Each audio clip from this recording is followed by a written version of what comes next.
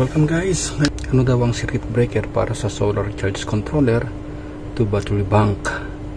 Okay, gamit pa rin si 5 kW day hybrid inverter natin.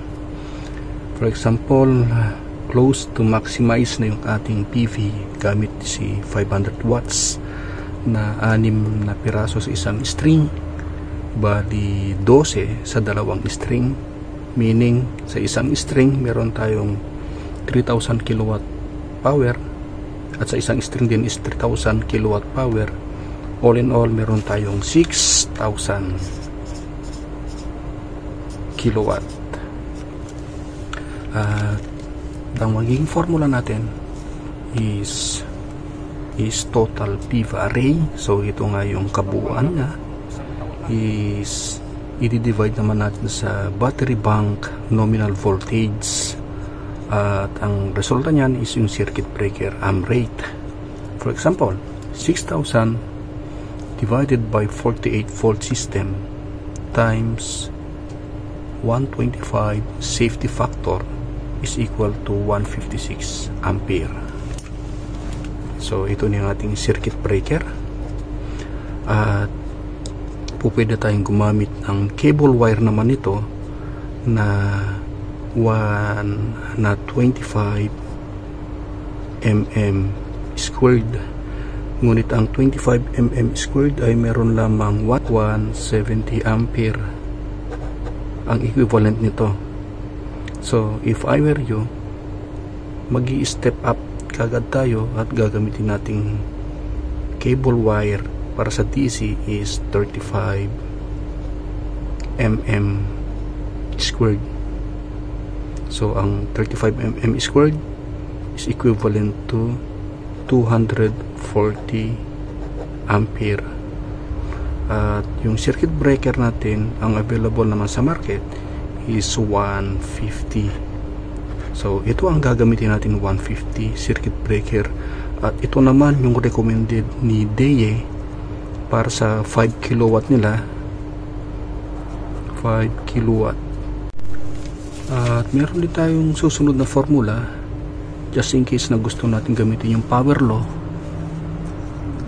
Ayan, zoom in natin. Ito. So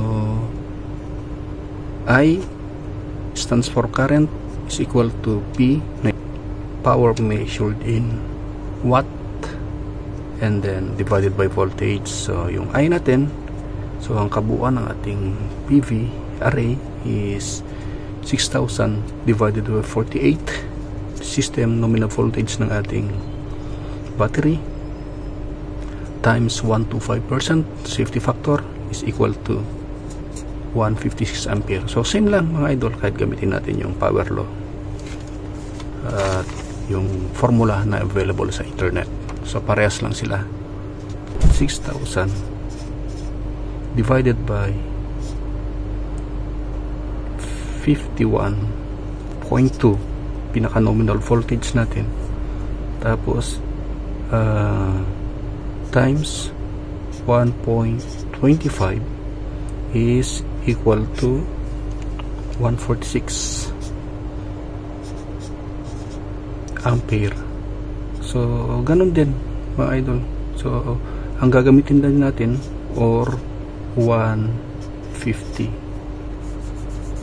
yan, or 150 kasi 46 na siya, ang available is 150. So ganun din, mapa 51, mapa 48, yan, mapa 48, ganun din. So ganun lang mga idol. Ang dahilan ng pagbabase natin sa PV array, dahil yung ating